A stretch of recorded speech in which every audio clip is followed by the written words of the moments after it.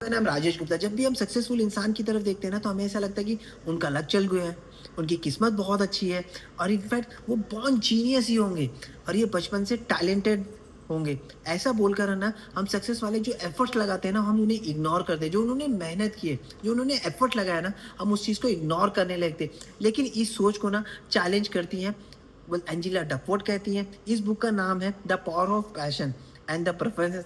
The great book करके है, बहुत अमेजिंग बुक है, आप इसे रीड कर सकते हैं। इस ऑथर का कहना है कि जो सक्सेसफुल होते हैं ना, मुश्किल समय में भी लगातार टिके रहते हैं। एंजेला ने बहुत लोगों पर रिसर्च किया, बहुत सालों तक रिसर्च किया। जैसे मिलिट्री हो गया, एथलीट हो गए, स्पोर्ट पर्सन हो गए, एंटरप्रेन्योर हो गए, द टॉप परफॉर्मेंस रिसर्च में समझने की कोशिश की, तो पता क्या चला पता है, कुछ लोग प्रेशर को फेलियर, रिजेक्शन को या सब सामने आने लगते हैं, उनको हैंडल कैसे करते हैं, रुकते क्यों हैं, ये सबसे बड़ी बात है, जो इंसान रुकता क्यों है।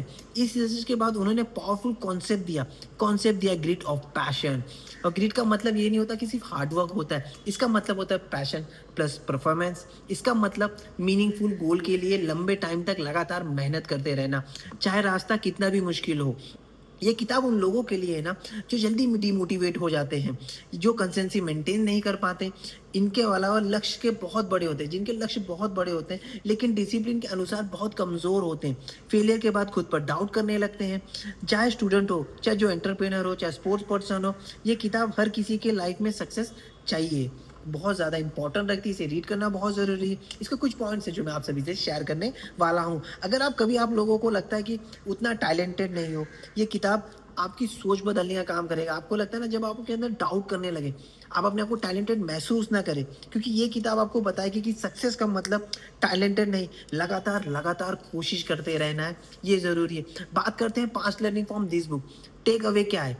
टैलेंट तो इम्पॉर्टेंट है, लेकिन एफर्ट्स उसे भी बहुत ज़्यादा इम्पॉर्टेंट है और पावरफुल है। हम सब ने ये लाइन ज़रूर सुनी होगी, हार्ड वर्क बीट्स टैलेंट। हमने बहुत बार सुना है, लेकिन हम इस बात को ना पूरी तरीके से समझ नहीं पाते। जब जबकि इंसान है ना, नेचुरली टैलेंट दिखता है, तो हम ऑटोमेटिकली मान लेते हैं कि हमसे आगे जाएगा। हम सब मान लेते हैं। हमने कभी देखा होगा स्कूल में कोई बच्चा बहुत अच्छा होगा, तो हमको लगता है यार ये जीवन में हमेशा आगे रहेगा, हम तो हमेशा पीछे रहेंगे। हमें लगता होगा कि नहीं लगता होगा? हमेशा लगता होगा। और जब हम खुद फेल होते हैं, तो एफर्ट बढ़ाने के बदले हम अपनी एबिलिटी पे डाउट करने लगते हैं।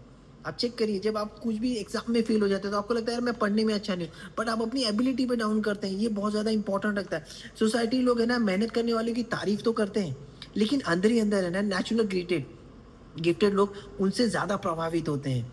और जबकि रियलिटी बिल्कुल अलग है। उन्होंने पाया कि लॉन्ग टर्म अचीवमेंट की एफर्ट जो रोल होते हैं ना, वो टैलेंट से आगे बहुत ज़्यादा होती है। जैसे सक्सेस ऑफ सिंपल फार्मूला आपको बता देता हूँ, शायद आप इसे गांठ बांध के रख सकते हैं।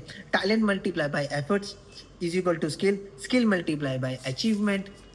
ये जो फॉर्मूला बताता है ना, कि टैलेंटेड सिर्फ आपको शुरुआत करता है, लेकिन एफर्ट्स जो 2 बार काम करता है। आपको इस चीज़ को सोच के रखना है कि बोलते हैं जो एफर्ट्स होता है ना, वो 2 बार काम करने का काम करता है। पहला एफर्ट कि जो आपकी स्किल्स को बनाने का काम करता है, फिर वही एफर्ट्स उसी स्किल को, अचीवमेंट को चेंज करेगा। यही कारण है एवरेज स्टूडेंट बहुत आगे निकल जाते हैं। जो एवरेज स्टूडेंट, हम कभी सोचते हैं कि ज़िंदगी में कुछ नहीं कर सकता, मगर वो आगे कैसे बढ़ जाता है, जबकि नेचुरली इंटेलिजेंट लोग थोड़ा पीछे रह जाते हैं। क्योंकि इंटेलिजेंट पोटेंशियल देख सकती है, लेकिन कंसिस्टेंसी एक्शन ही आपको रिजल्ट देने का काम करता है। अगर आप लगातार काम करें ना, तभी आपको ये रिजल्ट मिल सकता है। इस लेसन का सबसे बड़ा मैसेज क्या है पता है?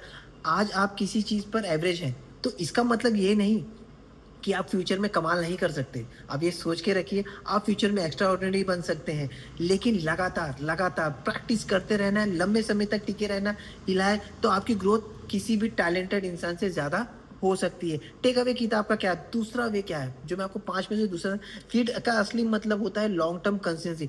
आज की जो जनरेशन है ना, वो मोटिवेशन से भरी पड़ी है, लेकिन कंसिस्टेंसी कमी है। जैसे लोग एक्साइटेड तो होकर काम शुरू कर देते हैं, लेकिन स्लो प्रोसेस देख के, फेलियर देखकर हार मान लेते हैं।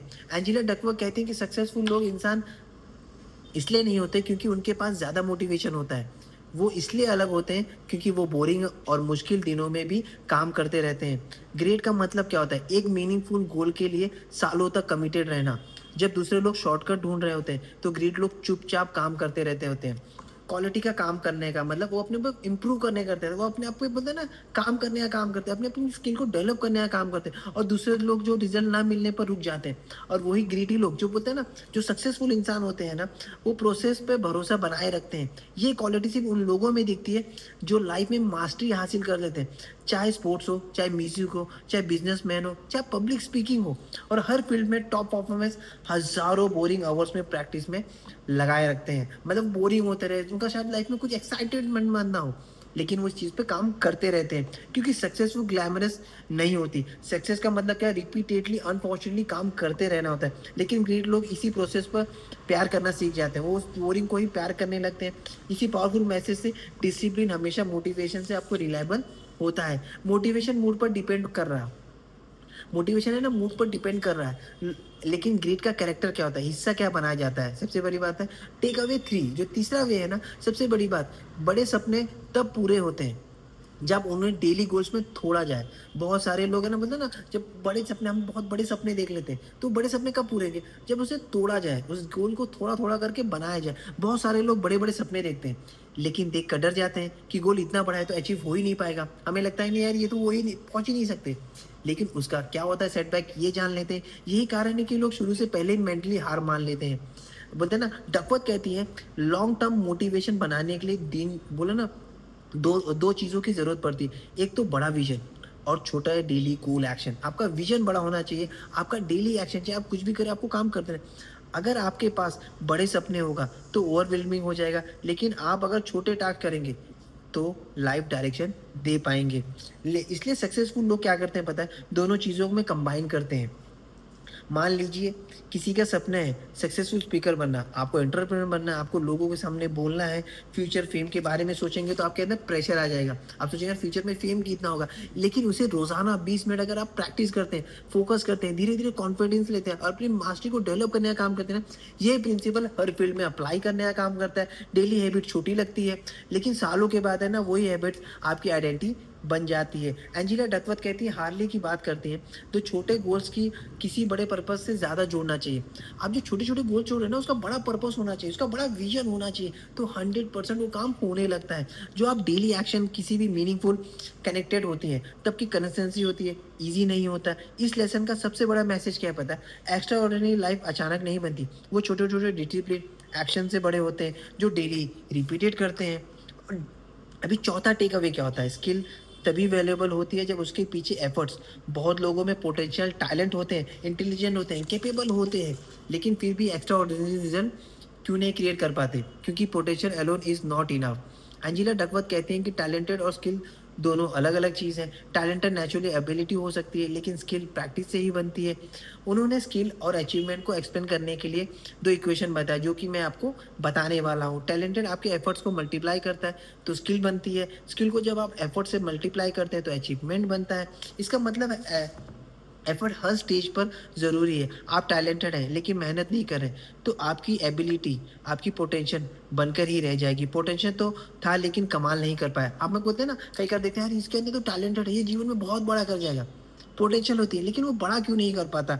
लेकिन आपको लगातार प्रैक्टिस करते रहना है, तो धीरे धीरे स्किल इतना स्ट्रांग हो जाएगा कि एक्स्ट्रा ऑर्डिनरी अचीवमेंट हो जाए। अब लगातार प्रैक्टिस करेंगे ना, तो आपके अंदर एक डेवलपमेंट आएगा, आपके अंदर कॉन्फिडेंस बिल्ड होगा, और आप धीरे धीरे एक्स्ट्रा ऑर्डिनरी इंसान बन जाएंगे।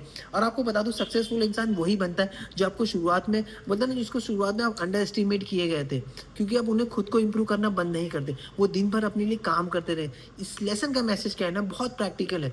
मैं आपको परफेक्ट होने की ज़रूरत नहीं है, आपको परफेक्ट होने की ज़रूरत नहीं है, आपको सिर्फ इतना करना है कि आपको इम्प्रूव करते रहना है, लगातार इम्प्रूव करते रहना है। टेक अवे मतलब सीखने वाली बात क्या है, होप और सेल्फ बिलीफ ही आपको फेलियर की बात उठाते हैं।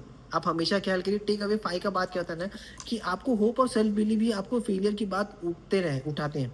लाइफ में सबसे मुश्किल चीज़ गिरना नहीं होता, गिरने की बात उठना होता है, उसको बाउंस बैक करना होता है। फेलियर के बाद खुद पर भरोसा रखना बहुत ज़रूरी होता है। बहुत जो फेलियर के बाद अंदर से टूट जाते हैं, कैपेबल नहीं होते, टैलेंटेड नहीं है, सक्सेसफुल नहीं है पाऊँगा। तो लेकिन ग्रीड लोग अलग तरीके के सोचते हैं, वो फेलियर का फाइनल डिसीज़न नहीं मानते। आप हमेशा ख़्याल करिए, जो ग्रीडी लोग होते हैं, जो सक्सेसफुल होते हैं ना, वो अपने जीवन में कभी भी हार को हार नहीं मानते। ये वाला मेरा आखिरी नहीं है। तो ग्रीड लोग होते हैं ना, जो प्रोसेस का हिस्सा बनते हैं। एंजेला डकवर्थ के अनुसार क्या कहा जाता है, जिन्होंने किताब लिखी, होप मतलब उम्मीद बहुत इंपॉर्टेंट है, लेकिन होप का मतलब पॉजिटिव थिंकिंग नहीं है। इसका मतलब एफर्ट्स और लर्निंग के लिए खुद को इम्प्रूव करते रहना है।